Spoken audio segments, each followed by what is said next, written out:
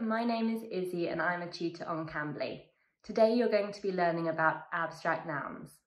So firstly, let's start with what is an abstract noun? An abstract noun is a noun referring to something intangible, such as an idea, a feeling, emotion, or a quality. A helpful way to assess whether a noun is abstract is to think about whether you are able to perceive it with one of your 5 senses. So are you able to see, to hear, to touch, to smell, or to taste it? If the answer is no, then that noun can be classed as an abstract noun. You probably don't realise it, but you use abstract nouns all the time when speaking English. Let's look at some examples. An abstract noun can be an emotion. So for example, happiness, fear, hatred, kindness, or anger. An abstract noun could also be a state. So freedom, luxury, peace, chaos, or liberty. An abstract noun can be a quality. For example, courage, loyalty, compassion, elegance, patience. An abstract noun could be a concept. Charity, comfort, energy, knowledge, motivation. An abstract noun can be an idea, such as communication, friendship, wisdom, sacrifice, beliefs. It could also be an event, so childhood, life, death, marriage, or even birthday. The opposite of an abstract noun is a concrete noun. So a concrete noun is something that we are able to perceive with one of our 5 senses. So for example, a table, a book, an apple.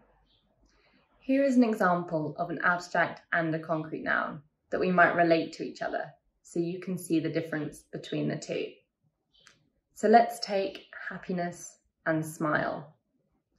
Here, happiness is an abstract noun, as it refers to an emotion, a state of high well-being or cheerfulness.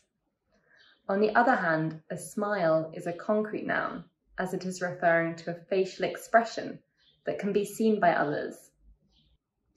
It is sometimes not always obvious if a noun is concrete or abstract, as words can mean different things depending on the sentence. So it's important to look at the context of a sentence to help us identify whether a noun is abstract or concrete. Let's take an example using the noun taste. So in this sentence, Kate can taste tomatoes in her burger. Taste is acting as a concrete noun, as Kate can physically taste the tomatoes in her burger. But let's look at the second sentence.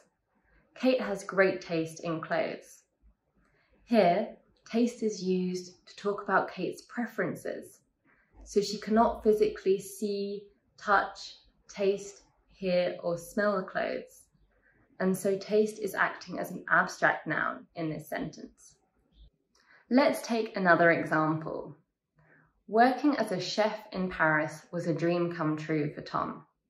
In this context, dream is an abstract noun, as it is used to mean an aspiration or a wish. In the second sentence, when Tom was younger, he used to dream about dinosaurs every night. Here, dream is a concrete noun, as it is a vision Tom is having when he sleeps, and so it is something he is perceiving with one of his senses.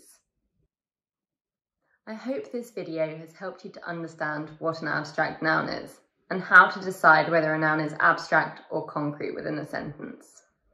The key thing to remember is if a noun cannot be perceived by one of our 5 senses, then it is classed as abstract. And for those of you who are unfamiliar with Cambly, Cambly gives you instant access to friendly native English speakers. You can take English lessons anytime, anywhere, right from your phone or computer. Schedule your next lesson with me using the link below.